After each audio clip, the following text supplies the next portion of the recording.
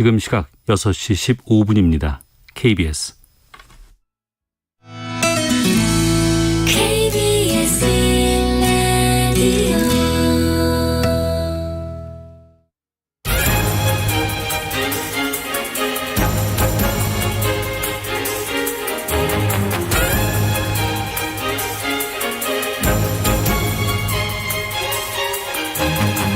오늘 아침 일라디오. 지금 시각이 6시 15분인데요. 그래도 아직까지는 괜찮습니다. 근데 2시간 정도만 지나면 덥다 못해서 뜨거운 날씨가 이어질 겁니다. 너무 더워요. 지난 밤에도 전국 곳곳에 열대야로 잠 못 드는 밤이었습니다. 집 주변의 강을 찾아서 아예 텐트를 치고 밤을 보내는 분들도 계셨고요. 아파트 인근 카페, 뜻밖의 호황을 누리기도 했다고 하는군요. 폭염에 다시 코로나19의 위기도 서서히 다가오고 있습니다. 오늘 코로나19 신규 확진자는 석 달여 만에 다시 10만 명을 넘어설 것으로 보인다는군요. 오늘 자율적 거리두기 실천 방안이 발표될 예정이라고 하는데요. 한 고비 넘기면 또 한 고비가 찾아오는 힘든 시기. 하지만 이번에도 잘 견뎌내야겠습니다. 기후 상황, 코로나19를 비롯한 여러 불안한 요소들이 하루빨리 해소됐으면 하는 그런 바람입니다. 7월 27일 수요일 오늘 아침 1라디오 출발하겠습니다. 안녕하세요. 아나운서 강승화입니다.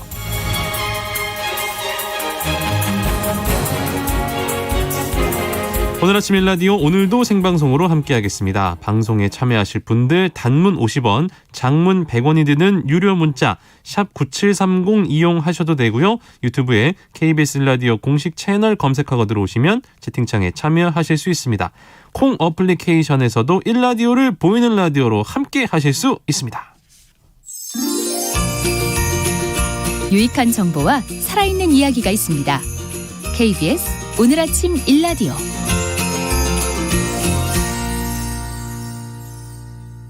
해외 농업 소식으로 이어가겠습니다. 조윤주 외신캐스터와 오늘도 함께합니다. 안녕하세요. 네, 안녕하세요. 이번 주에 튀르키예와 유엔이 중재를 해서 러시아와 우크라이나가 곡물 수출을 재개하기로 합의했다라는 소식 들어왔었는데, 네, 맞습니다. 이제 러시아가 갑자기 또 로켓으로 공격을 했어요. 네. 그래서 이게 어떻게 되나 우려도 됐었는데 어쨌든 이번 주 안에 수출이 재개될 것 같다는 전망이군요. 네, 맞습니다. 흑해를 통한 우크라이나 곡물 수출 합의가 러시아의 항만 폭격으로 결렬 위기에 처하긴 했습니다만 일단 빠르면 이번 주 안에 첫 번째 선적이 시작될 것 같다고 합니다. 네. 우크라이나 인프라부 장관은 우크라이나는 유엔 중재 합의안에 따라서 세계 식량난 해소하기에서 첫 번째 선적을 27일쯤 진행할 수 있을 것으로 보인다라고 밝혔습니다. 네. 장관은 앞으로 2주 안에 정해진 항구 3곳, 오데사, 초르노무르스크 그리고 유주니 이 3개를 통해서 곡물 수출 준비를 다 끝낼 수 있다면서 이스탄불의 공동조정센터가 27일부터 운영될 수 있을 것이다 이렇게 설명했습니다. 네. 한편 유엔 부대변인도 앞으로 며칠 안에 첫 번째 곡물 송선이 우크라이나 항구에서 출발할 수 있을 것 같다 이렇게 전망했습니다. 그 흑해 항구에 지금 곡물이 2천만 톤 정도 진짜 네. 어마어마하게 좀 쌓여 있는데, 맞습니다. 이거 전량을 수출하는 건가요? 네, 가능할 것 같습니다. 우크라이나 장관은 우크라이나 곡물뿐만 아니라 비료 수출이 또 가능하고 이제는 곡물의 수출량도 제한이 없다라고 설명했습니다. 안전을 위해서 상선의 출항 이전에 우크라이나 기술선이 항로를 따라서 먼저 항해를 하고요. 네. 그리고 이제 곡물을 실은 선박이 우크라이나 구조선과 같이 동행하면서 수출이 진행된다고 합니다. 네. 그러니까 지금 사실 전쟁 상황이니까 그러니까요. 이런 것들을 해주는 것 같습니다. 네. 그리고 우크라이나 쪽에서는요, 이 농부들이 내년 파종을 준비하기 위해서 올해 수입을 확보하는 것이 매우 중요하다면서 돈을 좀 가지고 있어야죠. 네, 맞습니다. 그래서 이 농업 전체 생존에 걸린 문제다 이렇게 강조했습니다. 그러면서 흑해를 통해서 수출이 재개되면 한 달에 적어도 10억 달러, 우리 돈으로 1조 3천억 정도 수입이 기대된다라고 밝혔습니다. 사실 이제 그 우크라이나와 러시아가 곡물 수출을 재개하기로 합의를 했는데, 네, 말씀드렸다시피 러시아가 갑자기 항만을 공격을 했어요. 네, 맞습니다. 이해가 안 가거든요. 왜 그런 거예요? 네, 이제 그 우크라이나, 러시아, 유엔, 튀르키예가 22일 날 흑해를 네. 통해서 곡물을 수출합시다라고 이제 서로 다 합의를 했죠. 했거든요. 예, 그래서 일단 안전 항로 마련하고 우크라이나 곡물, 러시아 곡물, 비료 이렇게 다 수출할 수 있도록 했는데 네. 합의하자마자 바로 그 다음 날 이 곡물 수출항 중 한 곳인 오데사에 대해서 러시아가 미사일 공격을 가했습니다. 뭐 버튼 잘못 누른 거예요? 이거 뭐예요? 아니었습니다. 아니에요? 그래서 처음에는 이거 다시 다 뭐 무위로 돌아가는 건가 네. 이렇게 했는데 그게 아니고 일단 어쨌든 러시아 쪽 주장입니다. 네. 러시아 국방부는 오데사항에 있는 군함과 미사일 저장고를 파괴한 거다라고 주장했습니다. 그런데 굳이 합의한 다음 날 이거 해야 되나? 예. 라는 생각이 드실 텐데요. 네. 그러면서 러시아 쪽에서는 순전히 군사 인프라와 연관된 것이고 곡물 합의와는 전혀 관련이 없었다. 뭐 이렇게 주장했습니다만 네. 좀 이해가 찜찜한 잘안 부분이 됩니다. 네, 네. 없지 않아 있습니다. 우크라이나 곡물 수출의 95%는 흑해를 통해서 진행이 되는 거고요. 러시아는 2월 달에 우크라이나 침공 직후에 흑해와 우크라이나 항구를 봉쇄했고 그래서 말씀하신 것처럼 약 한 2,200만 톤 곡물이 수출되지 못하고 우크라이나에 묶여 있었던 겁니다. 러시아는 우크라이나가 항구에 기뢰를 깔아서 선박 출입이 막힌 것이고 동시에 우크라이나가 곡물 운송의 구실로 무기를 옮길 수 있다. 이렇게 주장을 하면서 이번 합의를 통해서 이제 합의가 된 건데 이제 말씀드린 것처럼 뭐 미사일 저장고를 공격했다 이제 이런 거 얘기하는 거 보면은 이번에 수출할 때 곡물만 수출해라 딴짓 하지 마라 약간 경고의 의미가 담겨 있다라는 부분을 그런 부분에서 또 해석을 해볼 수 있을 것 같습니다. 경고를 그렇게 험악하게 하시는지. 근데 어쨌든 튀르키예랑 유엔이 그 부분을 이제 감시해주기로 감시를 했거든요. 하고, 예. 그러니까 그럼 뭐 합의를 했으면 좀 믿고 그래야지 그걸 또 뭐 이렇게 그러니까요. 쏩니까? 우크라이나 전쟁으로 이제 밀 가격이 전 세계적으로 치솟았는데 네. 또 이게 좀 나비 효과를 일으켰네요. 필리핀의 일부 빵집들이 빵 크기를 줄여서 판매한다. 이거 무슨 내용인가요? 네, 맞습니다. 필리핀 사람들이 먹는 빵 중에 네. 판데살이라는 게 있다고 합니다. 판데살. 예, 약간 달면서 폭신폭신한 빵인데요. 네. 이제 커피와 치즈 이렇게 같이 함께 즐기는 빵이라고 합니다. 맛있겠네요. 근데 이게 원래 무게가 한 35g 정도 나간다고 해요. 네. 그런데 요즘은 25g으로 줄여서 파는 아이고. 빵집들이 꽤 있다고 합니다. 네. 예, 말씀하신 것처럼 제과점들이 밀가루 등 원자재 가격 급등하자 가격을 올리는 건 좀 부담스러우니까 사람들이 안 먹을 수 있잖아요. 안 그래서 먹을 것 같으니까. 크기를 살짝 줄여서 재료비 증가에 대한 조삼모사네요. 예. 맞습니다. 이제 많이 하는 거라고 하는데요. 네. 밀가루 가격은 30%, 그리고 설탕은 25%, 소금은 40% 이렇게 올랐거든요. 네. 근데 빵 만들 때 들어가는 게 다 들어가는 거네요. 네, 맞아요. 그러니까 이제 부담이 됐던 거죠. 그래서 어떤 또 가게들은 무게를 줄이는 것만으로도 이 원재료 가격 상승이 부담이 되니까 네. 가격을 한 20% 올리는 가게도 있고요. 네. 아니면 직원을 해고하는 그런 아이고, 가게도 아이고. 있다고 합니다. 예. 이런 현상이 필리핀 전역으로 확산되면서 서민들의 이제 어려움 더 가중되고 있습니다. 네. 지금 말씀드린 것처럼 이제 곡물 수출의 90%가 이 해상 항로를 통해서 수출이 되는 건데 네. 지금 풀린 지 얼마 안 됐으니까 가격이 내려가는 데는 또 시간이 좀 더 걸리겠죠. 그렇겠죠. 네, 맞습니다. 아니 제가 지금 사진 찾아봤는데 네. 판대살 크기가 진짜 많이 작아졌어요.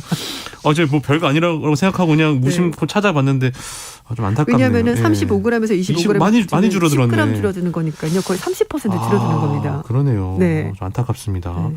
중국과 호주 이야기를 좀 해볼 텐데 두 나라 간에 또 좀 이 긴장 관계가 항상 유지가 되고 있는데 네. 중국이 호주산 와인에 대해서 보복 관세를 부과를 했고 그래서 수출이 크게 줄었다 이런 기사가 들어와 있군요. 네. 중국이 작년 3월 달에 호주산 와인에 대해서 최고 218%의 보복 관세를 와, 부과했고요. 네. 그리고 나서 이 호주 와인의 중국 수출이 급감했다고 합니다. 네. 뭐 중국 사람들이 생활 수준 높아지면서 뭐 아보카도 많이 먹는다, 뭐 네, 와인 맞아요, 먹는다 맞아요. 이런 얘기 네네, 있었잖아요. 맞아요. 뭐 그렇게 할 때마다 가격이 올랐는데 이번은 좀 다른 현상이 벌어진 그러네요. 건데요. 중국은 호주 와인을 가장 많이 수입하는 나라 중에 하나입니다. 그랬군요. 네, 호주 정부가 2020년 4월 달에 중국을 겨냥해서 이 코로나 바이러스가 어디서 시작이 됐는지 그 기원 조사를 요구하자 이제 중국이 호주에 대해서 잇따른 보복주를 취한 겁니다. 그러니까 이 코로나 신종 코로나 바이러스 감염증 기원이 이제 약간 중국이라는 타겟으로 실시된 조사였던 거잖아요. 네, 맞아요. 이제 미국이 네. 하고 미국이 주도해서 미국의 동맹국들이 동참하고 이제 이렇게 된 건데요. 네. 호주 와인 산업 단체인 호주 와인 오스트레일리아 보고서를 보면 2021년 7월 달부터 2022년 6월 달까지 1년입니다. 네. 중국으로 호주 와인 수출이 2억 600만 호주 달러 정도 수출이 됐다고 하는데 전년 같은 기간 대비하면 무려 74%나 감소했습니다. 관세가 218%니까 네. 너무 비싸지니까 당연히 안 사 먹었겠죠. 네, 맞습니다. 예. 이 중국이 2019년 초에 호주 와인에 대해서 수입 관세를 폐지한 이후에 중국은 호주의 최대 와인 수출 시장으로 떠올랐습니다. 네. 하지만 지난달 말까지 1년 동안 봤더니 중국은 미국, 영국에 이어서 호주산 와인 수입국 3위로 이제 내려가게 된 겁니다. 네. 호주의 대중 와인 수출은 2020년 12월 달부터 크게 줄었는데요. 말씀드린 이 코로나 중국 기원설 주장한 이후부터 이제 관세를 부과하면서 벌어진 일입니다. 중국이 그러면 와인뿐만 아니라 뭐 다른 것에 대한 보복도 호주에게 혹시 네. 들어간 게 있습니까? 뭐 보리, 소고기, 철광석, 랍스타 등 호주의 주요 대중 수출품을 대상으로 중국이 제재 보복을 한 겁니다. 네. 중국 상무부는 2020년 8월 달에 호주산 와인을 대상으로 반덤핑 조사를 벌였고요. 중국 정부 입장은 중국의 와인 산업이 호주 업체에 헐갑 와인 수출 때문에 피해를 봤다. 이렇게 이제 명분은 세웠습니다. 네. 올해 6월 말까지 1년간 호주 와인 전체 수출량은 액수로 따지면은 19%, 용량으로 따지면은 10% 정도 감소했는데요. 네. 그 호주 와인 산업단체는 호주 와인 수출 감소는 주로 중국 본토로 수출이 크게 줄었기 때문이다라 설명했고요. 대중 수출 감소와 이 코로나19 대유행, 거기에다 요즘은 물가 상승. 물가 상승. 안 그래도 물가가 올랐는데다가 관세 때문에 관세까지 더 오르니까 있으니까. 사 먹을 예. 사람이 없겠죠. 예. 그리고 또 사업 비용 증가에다가 금리 인상 영향 때문에 호주 와인 수출 기업의 사업 환경이 매우 어렵다. 아하. 이렇게 설명했습니다. 네. 중국에서 호주 와인 브랜드가 완전히 없어진 건 아니고요. 일부 호주 와이너리가 중국에서 와인을 직접 생산하는 방식으로 또 판로를 찾고 있습니다. 네. 이 호주에서 가장 오래된 와인 브랜드인 펜폴츠는요. 수입 관세 영향을 줄이기 위해서 중국 내 와인 생산을 확대하고 있다고 5월 달에 밝힌 바 있습니다. 그렇군요. 중국과 호주의 갈등 이야기 들어봤고요. 이거 지금 다음 소식은 제가 너무나 좀 걱정하고 안타까운 게 왜냐면 네. 제가 햄이나 소시지를 많이 먹거든요. 저도 좋아합니다. 너무 맛있어요. 네. 근데 이제 그런 햄이나 소시지에 이제 이거를 가공육이라고 하는데 네. 보존제가 들어가는데 아질산염이 들어간단 말이죠. 네, 네, 근데 이게 맞아요. 이제 뭐 예전부터 있었던 얘기이긴 합니다만 암 발생과 연관이 매우 높다는 보고서가 또 나왔군요. 네. 그 사실 요즘은 아질산염이 없는 햄도 있긴 합니다. 아, 그래요? 네. 근데 좀 색깔이 예쁘지가 않고요. 봤을 때 햄 소시지 빨간색이에요. 얼마나 맛있는데요. 부대찌개 느낌이 넣어서 좀 먹으면 아유. 맛이 좀 다르거든요. 네. 이 가공육 보존제인 아질산염이 암 발생과 연관이 있다는 프랑스의 이 보고서가 나와서 논란이 되고 있습니다. 네. 프랑스 식품환경노동위생안전청이 식품에 그 아질산염을 사용하는 것이 암 발병률을 높인다는 보고서를 최근에 발표를 한 겁니다. 프랑스 국가 보고서네요, 이게. 네, 그 정부에서 발표한 정부에서. 겁니다. 네, 이번 보고서는 지난 2월달에 프랑스 의회가 제출한 가공육의 아질산염 사용을 점진적으로 줄이자는 내용에 따른 것이고요. 네. 이 프랑스 정부가 이번 보고서 내용에 따라서 이제 조치를 취하게 된 건데 이 보고서에서는 아질산염, 질산염이 네. 대장암 발병 가능성을 대장암. 높인다라고 설명했습니다. 아질산염은 가공육의 유통기한을 연장하고 말씀하신 그 햄의 분홍색, 분홍색. 맛있게 보이는 그 색깔 이걸 위해서 쓰게 되는 건데요. 네. 전 세계적으로 사용을 하고 있고요. 네. 또 질산염 같은 경우에는 비료의 성분으로도 쓰이는 그런 약품입니다. 그래서 어제 제가 저녁에 마침 밥 먹으면서 이 뉴스를 봤어요. 네. 햄을 먹으면서 입맛이 좀 뚝 떨어지던데. 근데 그렇다고 우리가 이런 햄이나 소시지를 아예 안 먹고 지낼 수는 없잖아요. 그렇죠. 네. 이게 또 사실 입맛에 이미 익숙해져가지고 이걸 그렇죠. 끊는다는 게 네. 좀 쉽지가 않은데요. 네. 하지만 어쨌든 보고서를 보면 아질산염이 난소암, 신장암, 췌장암, 유방암 발생 등과도 아이고. 관련이 있기 때문에 그래요. 섭취를 최소한으로 줄여주십시오. 이렇게 권고했다고 합니다. 네. 그리고 세계보건기구가 2018년에 발행한 보고서에서도 아질산염 섭취가 대장암 발병과 연관이 있다는 내용이 이미 수록이 돼 있었습니다. 저 줄이겠습니다. 저도 좀 무서워. 이런 얘기들은 무서워요. 네. 그래서 보고서를 보면 프랑스 인구의 99%는 아질산염 일일 허용량을 초과해서 섭취하지 않는다고 얘기를 하면서도 네. 또 가공용 소비량이 주당 평균 150g 정도로 150g. 또 제한할 필요가 제한해야 있다. 된다. 이렇게 얘기를 하고 있습니다. 네. 예, 프랑스 성인이 주당 소비하는 280g의 절반 정도 이제 그 정도만 먹어야지 된다는 그 정도만. 건데요. 네. 정계에서는 아질산염 사용 축소나 금지를 요구하는 법안이 올 가을에 제출될 것 같다라고 네. 예상을 하고 있습니다. 프랑스에서는 가공육 등 식품에 아질산염 사용 전면 금지 법안이 과거에도 논의된 적이 있었는데요. 네. 프랑스 가공육 생산업체 협회 관계자는 로이터 통신과 인터뷰에서 햄 등 가공육에 대해서 업계가 이미 아질산염 사용을 크게 줄였기 때문에 별다른 대안 없이 아질산염 사용을 줄이게 되면 오히려 역효과가 날 것이다. 이렇게 주장을 하고 있습니다. 왜요? 육가공육의 이 아질산염 사용을 줄이게 되면 네. 햄의 유통기한이 줄어들게 되고요. 아, 상한다고 빨리. 네, 그리고 살모넬라균 아이고, 위험하죠. 발생 위험이 높아지기 때문에 네. 지금 무작정 줄이는 것이 능사는 아니다라고 이제 업계 측에서 얘기를 하고 있습니다. 네. 실제로 프랑스의 사키테리 업체, 그러니까 햄 같은 거, 장봉 네. 이런 거 말하는 건데요. 네. 이 산업 측에서는 유럽연합의 허용 기준으로 알려진 킬로그램당 150mg보다 적은 110mg을 사용을 하고 있다고 밝혔습니다. 네. 그래서 안 그래도 중소기업들은 이 지금 생산하는데 어려운데 그러네요. 이런 규정까지 생기게 되면은 생산하기가 더 어렵다 이렇게 어려움을 호소하고 있습니다. 알겠습니다. 순대 어때요? 순대. 순대 썰어지. 순대 전통의 그거. 아, 죄송합니다. 제가 또 괜한 농담을. 아니 근데 예. 그것도 괜찮을 것 같습니다. 근데 이제 뭐 그 또 햄이나 이런 거 업체 네. 또 분들 얘기 들어보니까 또 열심히 노력하고 계신데 또 아닌 것 같기도 하고 좀 어려운 문제인 것 같긴 합니다. 네. 해외 농업 소식 외신캐스터 조윤주 씨와 함께했습니다. 고맙습니다. 네, 감사합니다.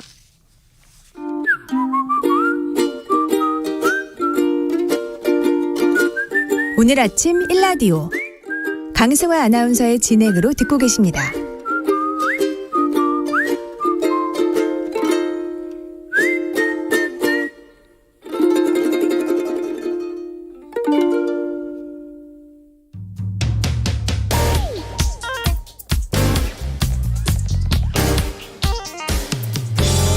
오늘 아침 뉴스 브리핑.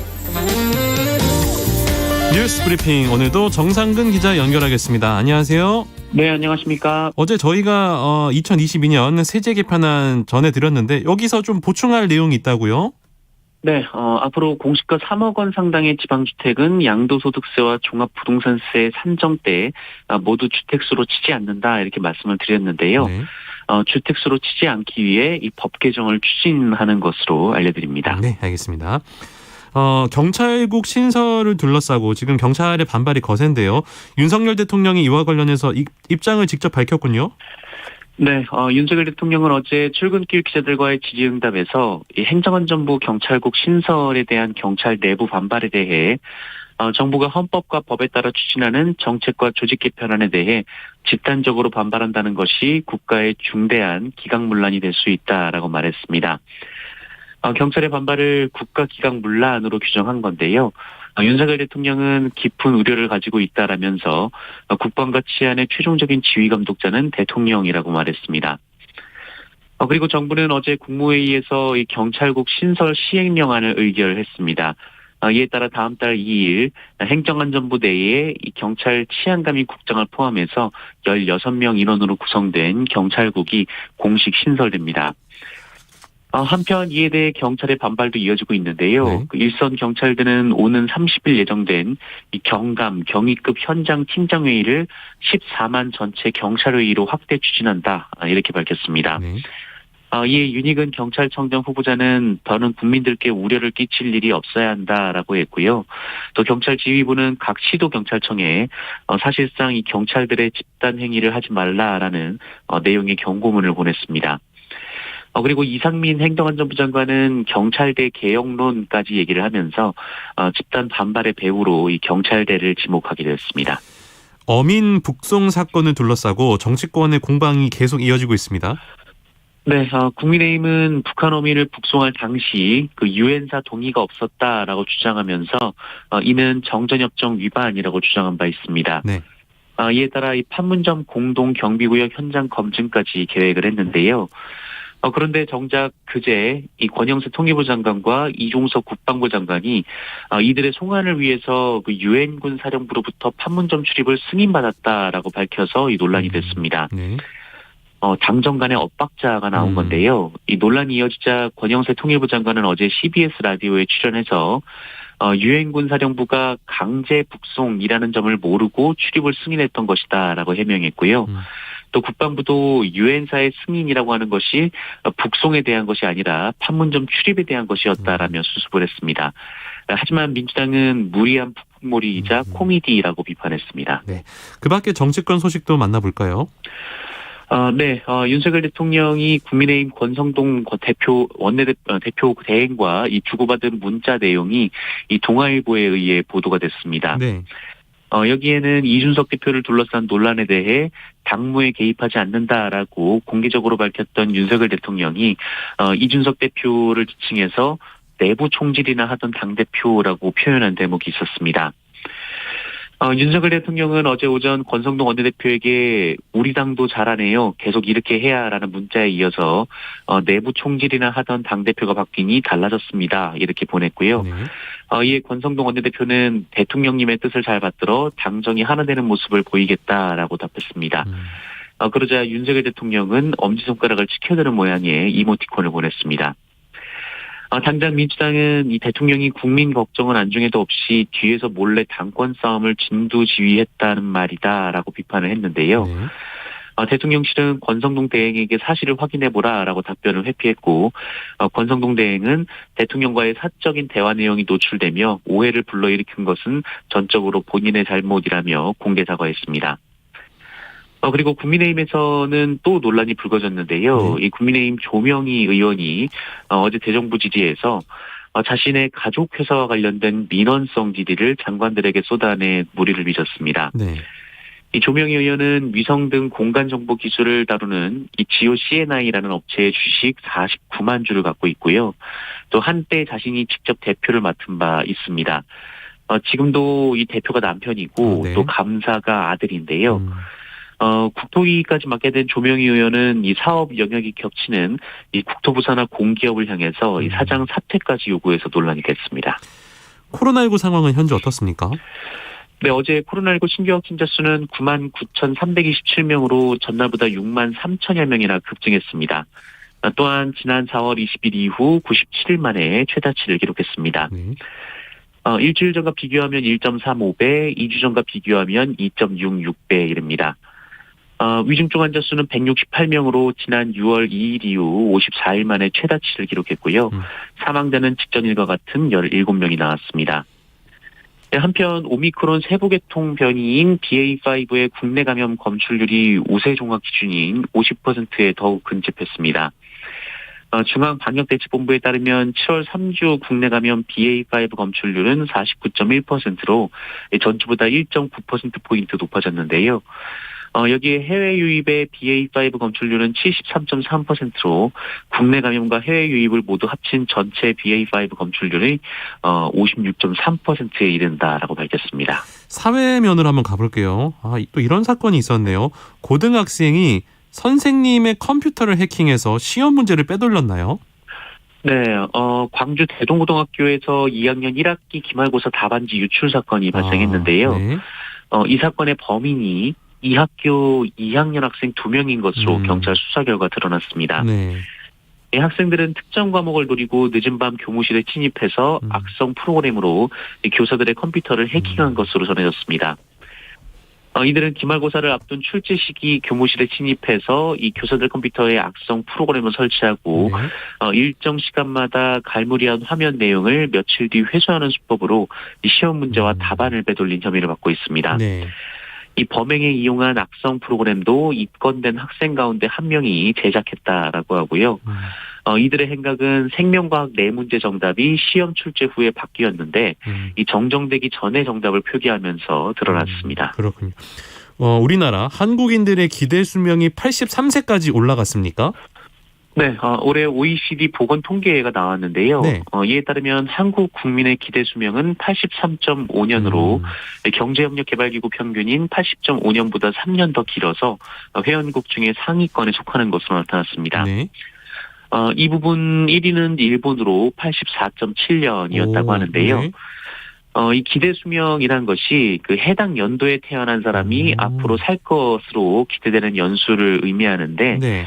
우리나라는 10년 전과 비교하면 3.3년이나 증가를 했다라고 합니다. 그렇군요.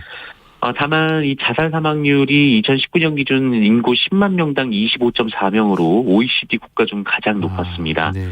2009년 35.3명에서는 감소하는 추세를 보이고 있습니다만 참고로 OECD 평균은 11.1명입니다. 네. 차이가 많이 나고요. 그러네요. 그리고 그 국민 1인당 의사에게 외래 진료를 받은 횟수는 연간 14.7회로 OECD 국가 중 가장 많았고요. 네. OECD 평균인 5.9회에 2.5배 정도 높은 수준이었다고 합니다. 반면 의료 수요 대비 의료진 수는 적은 것으로 나타났습니다. 그렇군요. 이제 우리나라가 고령화 사회이긴 합니다만 당연히 그러면 노령층의 비율이 좀 늘어날 것 같은데 어느 정도로 늘어났습니까? 네, 어제 통계청이 경제활동인구 조사 결과를 발표했는데요. 네. 이에 따르면 올해 5월 기준으로 만으로 55에서 79세 사이에 고령층 인구가 1,509만 8천 명으로 나타났습니다. 1년 전보다 33만여 명 증가를 한 건데요. 이 10년 전만 해도 이 인구가 1,000만 명대 초반이었는데 1,500만 명까지 늘어났습니다. 네. 그래서 15세 이상 인구 중 고령층 인구가 차지하는 비중도 10년 사이 24.7%에서 33.4%로 올라갔습니다. 네. 그리고 고령층 인구 중 68.5%가 장래에도 계속 일하고 싶다라는 의사를 밝혔습니다. 네. 이 노동을 희망하는 고령층 비율이 10년 전에 59.2에서 올해 68.5로 대폭 증가했는데요. 네. 그 이유는 생활비 때문이라는 응답이 57.1%로 가장 많았다고 합니다. 그렇군요. 또 뭐 사실은 이제 만 55세부터 노령층이라고 지금 기준을 정해놨는데 사실 그 부분은 좀 앞으로 변하지 않을까라는 그런 생각도 조심스럽게 듭니다. 그러게요. 네. 최근에 그 신축 아파트에서 좀 그 이제 인부들께서 인분을 좀 이렇게 하셨나 봐요. 여기 좀 네네. 발견돼서 충격을 줬었는데 이와 관련해서 건설 노조에서 화장실이 없어서 그런 거다. 화장실을 좀 많이 만들어야 된다라고 요구하고 나섰습니다.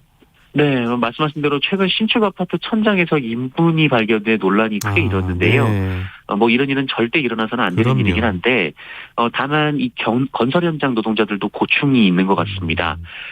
전국 건설노동조합은 어제 이 폭염기 건설 현장에 노동자들을 위한 화장실, 세면대 등의 편의시설을 마련해달라라고 요구했는데요. 네. 이들은 대다수 건설 현장에 제대로 된 편의시설을 갖추지 못하고 있다라고 주장했고, 이 편의시설이 마련된 곳마저 너무 더러워 사용할 수 없는 곳이 대다수다라고 말했습니다. 실제 건설노조가 이 수도권에 있는 LH 건설 현장 23곳 현장을 조사한 결과 건설 현장 한 곳당 평균 172명이 일했지만 화장실이 2.5개에 불과했다라고 하고요. 네. 이마저도 화장실 위생 상태가 불량한 곳이 35%에 달했다라고 합니다. 어제 또 이 뉴스 때문에 많은 분들께서 좀 술렁술렁 하셨는데요. 저희도 네. 지금 이제 그 갓난아기가 있어서 휴대용 선풍기 집에서 쓰거든요. 애기 잘 때 이렇게 틀어주려고. 네네. 근데 이제 이 휴대용 선풍기에서 위험 수준의 전자파가 나온다라는 주장이 제기가 됐군요. 네, 뭐 저도 아주 여름에 붙여서 이거 없으면 못 사용하긴 살아요. 하는데요. 예. 네네. 이 휴대용 선풍기를 사용하는 분들이 많은데, 많아요. 네, 한 환경단체가 이 목에 걸고 손에 드는 이런 휴대용 선풍기에서 위험한 수준의 전자파가 나온다라는 자체 조사 결과를 발표했습니다. 네.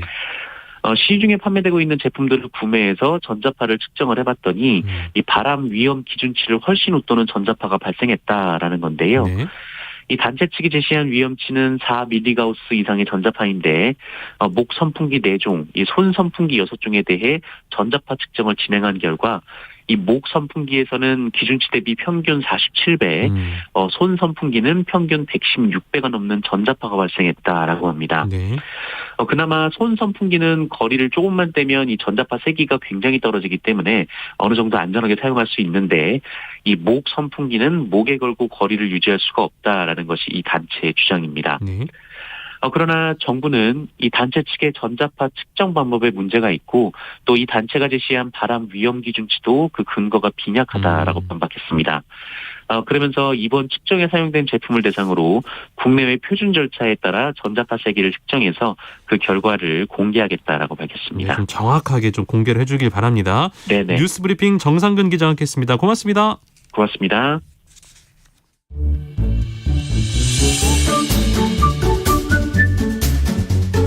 아침을 여는 기분 좋은 습관. KBS 오늘 아침 1라디오.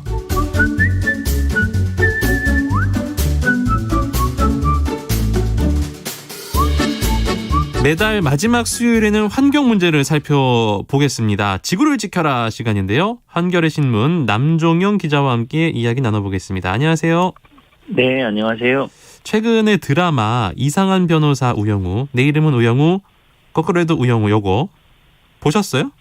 네, 재밌게 보고 있습니다. 저도 재밌게 보는데 넷플릭스 비영어권 1위를 차지할 정도로 굉장히 인기가 많습니다. 이게 이제 내용을 좀 뭐 축약하자면 자폐 스펙트럼 장애인인데 이제 우영우 씨가 변호사란 말이죠. 네. 그 드라마 안에서 이제 고래를 너무 좋아하는 고래 마니아로 그려지는데 근데 이제 남방 큰 돌고래 야생 방사에 대한 이야기가 드라마에 나와요. 그래서 이게 좀 화제가 되고 있는데 기자님께서도 이 야생 방사를 쭉 취재를 하셨고 이와 관련된 책도 집필을 하셨었죠? 네, 그렇습니다. 예. 예, 설명을 좀 부탁드리겠습니다. 예, 그 변호사 우영우가 뛰어난 창조성으로 그 사건을 해결하는 한편 그 수송팀에서 일하는 남성 사원 이준호의 러브라인이 이 드라마의 다른 축인데요. 아, 재밌죠. 이준호는 아무도 들어주지 않는 각종 고래 이야기를 우영우에게 이제 들어주면서 마음을 사게 되죠. 잘 그리고 들어줘야 둘이 됩니다. 예. 강화도에서 낙저를 아이고, 보는 장면이 나옵니다. 이때 로맨틱합니다. 우영우가 이렇게 말하는데요. 제주도 서귀포시 대정읍에 가면 산파리, 춘삼이, 복순이가 아기 돌고래들과 함께 헤엄치는 모습을 자주 볼 수 있다고 합니다. 맞아요. 이렇게 말하죠. 드라마에서 그 돌고래 친구들 이름이 나온 건데 삼파리, 춘삼이, 복순이 이름들이 꽤 재밌습니다. 예, 그래서 이준호도 뭐 이름이 의아하다는 듯이 뭐 다시 되묻곤 하는데요. 그렇게 말하니까 우영우가 이렇게 답합니다. 네. 수족관에 붙잡혀서 돌고래 쇼를 하다가 대법원 판결에 의해서 제주 바다로 돌아간 남방 큰 돌고래들입니다. 언젠가는 꼭 보러 갈 겁니다. 뭐 이렇게 말하면서 예. 화제가 됐죠. 맞습니다. 이 제주 바다로 야생 방사된 남방 큰 돌고래 하면 사실은 가장 유명한 친구가 제돌이라는 친구인데 서울대공원에서 돌고래 쇼를 했던 돌고래 친구잖아요. 근데 삼파리, 춘삼이, 복순이는 낯설거든요. 이 세 친구는 어떤 사연이 있나요? 예, 일단 제돌이 그리고 삼파리, 춘삼이 그리고 복순이, 태산이 이렇게 5마리 남방 큰 돌고래가 제주 바다로 돌아가서 살고 있는데요. 네. 먼저 이야기를 하기 전에 좀 알아둬야 될 곳이 제주 중문단지에 있는 퍼시픽랜드라는 돌고래 수족관입니다. 네. 1984년에 서울대공원이 문을 열고 그리고 86년에 이 국내 두 번째로 문을 열었는데요. 당시 국내 최대의 돌고래 쇼라고 하면서 신문 광고를 할 정도로 유명했는데 사실은 바다에서 불법으로 포획해서 그 돌고래들을 공수해서 쇼를 했었습니다. 아, 그 쇼를 하려고 불법으로 잡은 거 어떤 방식으로 잡았습니까? 예, 미리 그 정치망을 가지고 있는 어민들이 있습니다. 네, 이 네. 어민들한테 미리 얘기를 해서 뭐 돌고래가 혹시라도 그물에 걸리면은 뭐 한 200만 원, 300만 원을 주겠다. 이렇게 해서 돌고래를 사들였습니다. 네. 그렇게 해서 돌고래 쇼를 수족관에 데려와 가지고 가르친 거죠. 그런데 이게 불법입니다. 네. 돌고래가 그물에 우연히 걸리더라도 경찰청에다가 신고를 하고 그 자리에서 바로 풀어줘야 되는데요. 네. 하지만 퍼시픽랜드는 미리 어민들과 짜고 돌고래를 이런 식으로 수족관에 데려와서 돌고래 쇼를 가르쳤던 겁니다. 네. 그러다가 2011년 7월 그 해양경찰청이 퍼시픽랜드가 이런 식으로 해서 1990년부터 총 26마리를 사들여서 돌고래 쇼에 이용해왔다. 이렇게 수사 결과를 발표하면서 이 문제가 세상에 알려지게 된 거죠. 또 제돌이가 바다로 갔잖아요. 어떤 과정으로 바다로 돌아갔습니까? 예, 그때 그 제돌이는 이 퍼시픽랜드에서 서울대공원으로 팔려와서 돌고래 쇼를 하고 있었는데요. 맞아요. 네. 제가 당시 서울대공원에 가서 취재한 게 기억이 납니다. 네. 뭐 제주도에서 와서 제돌이에요 이렇게 하고 사육사가 설명하는데 그 한마디가 이제 제돌이가 세상에 처음 알려진 계기가 됐죠. 네. 당시 한겨레 신문이 일면으로 제돌이를 고향 바다로 돌려보내자고 기사를 썼고 환경단체도 기자회견을 열면서 당시 그 고 박원순 서울시장이 야생 방사를 발표하게 됩니다. 네. 맨 처음에는 수족관에 있던 돌고래가 어떻게 바다로 돌아갈 수 있느냐, 뭐 이런 회의적인 의견도 만만치 않았는데, 네. 제가 취재를 해보니까 당시에 그런 게 아니었습니다. 아, 그래요? 충분히 야생 적응 훈련을 해서, 고향 바다로 돌려보내면 가능하다는 게 해외 전문가들의 의견이었죠. 그렇군요. 그런 과정을 통해서 제돌이가 바다로 들어갔군요. 근데 이제 삼파리나 춘삼이, 복순이들은 어떻게 됐습니까? 예, 그 해양경찰청이 수사를 하고 이제 검찰이 기소를 해서 몰수 명단에 있던 돌고래들이 있었는데 네. 그게 바로 그 382 춘삼이 복순이 네. 그리고 태산이도 있었습니다. 아, 근데 네. 이 돌고래들은 제도리처럼 서울대공원이 아니라 퍼시픽랜드에서 쭉 살고 있었죠. 아, 근데 네. 대법원 판결이 나서 최종적으로 몰수가 결정되고 이 가운데 382와 춘삼이가 제도리와 함께 먼저 바다로 돌아가게 됐습니다. 그러면은 남은 친구들 복순이와 태산이는 왜 안 돌아갔나요? 예, 좀 스토리가 있는데요. 네. 먼저 돌고래 순치 과정을 좀 알아야 됩니다. 네.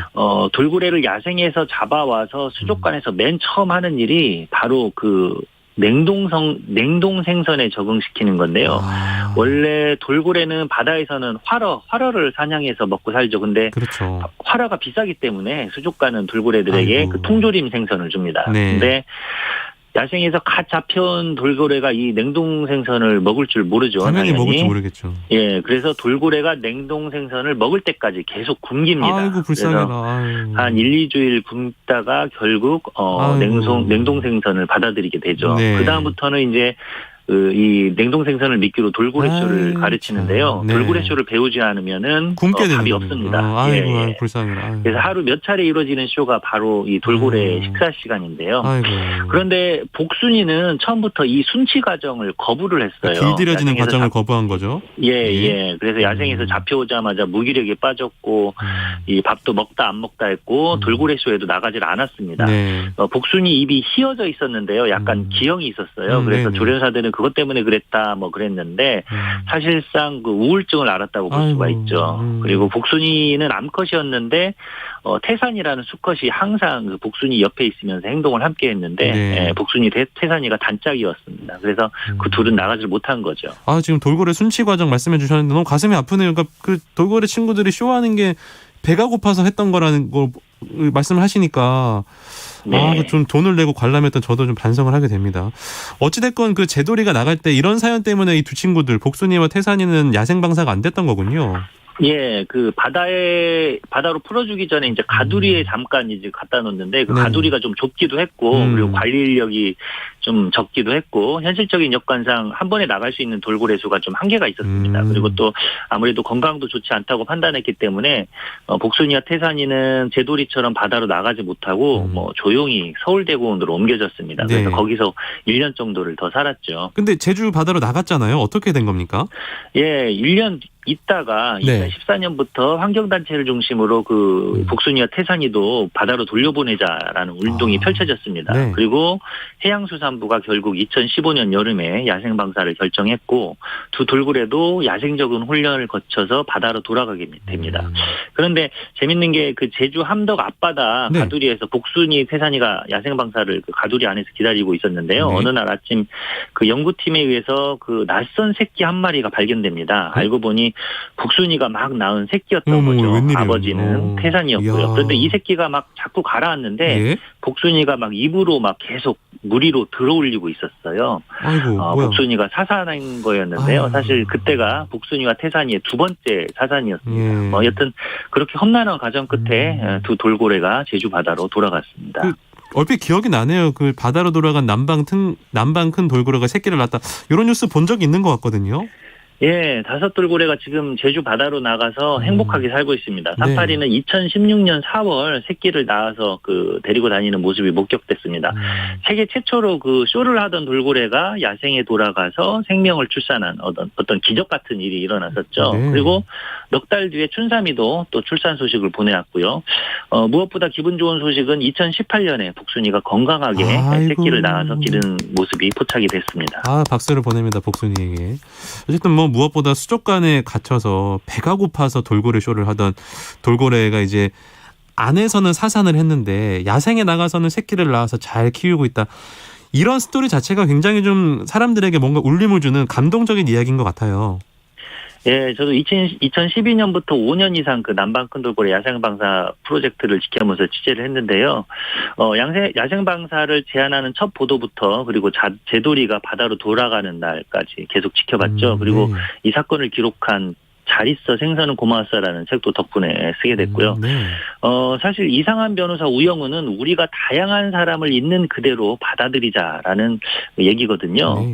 자연도 다양성의 세계입니다. 타고난 기질대로 살도록 놔두는 것. 그로 인해서 고통받지 않는 것. 우영우는 우영우처럼 복순이는 복순이처럼 살도록 놔두는 것이 인간과 동물을 가로지르는 평화의 원칙인 것 같습니다. 있는 그대로 존중하고 서로 그냥 냅둬라, 레리비 합시다. 뭐 이런 메시지인 것 같습니다. 지구를 지켜라. 한겨레 신문 남종영 기자와 이야기 나눴습니다. 고맙습니다. 네, 감사합니다. 날씨 알아보도록 하겠습니다. 오늘도 무더운 날씨가 이어지겠는데요. 오후에는 수도권과 강원 영서, 충남 내륙과 경북 북부 내륙에 소나기가 내리겠습니다. 아침 기온은요. 전국이 21도에서 26도로 어제보다 1에서 2도가량 높겠습니다. 전국에 폭염특보가 내려져 있는데요. 낮 기온 덥네요. 서울이 33도, 광주 32도, 대구 33도, 춘천은 34도까지 오르겠습니다. 어제와 비슷하겠고요. 하지만 체감 온도가 33도에서 35도로 어제보다 더 높을 전망입니다. 이게 좀 습도가 높아서 그런 것 같은데 건강관리 잘 하시길 바랍니다. 전국적으로 구름이 좀 많이 끼겠고요. 아침까지는 서해안과 남해안, 내륙을 중심으로 가시거리 1km 미만의 안개가 끼겠습니다. 동해상과 서해상, 남해상에도 바다 안개가 끼어 있어서 해상 안전사고에 주의가 필요하겠습니다. 날씨가 너무 더운데요. 자기도 모르게 수분 섭취를 좀 소홀히 하실 경우가 있거든요. 이러면 또 몸이 금방 지친다고 합니다. 더울수록 물도 많이 드시고 건강관리 잘 하시길 바랍니다. 저는 내일 아침에 다시 찾아뵙겠습니다. 지금까지 아나운서 강승화였습니다. 고맙습니다.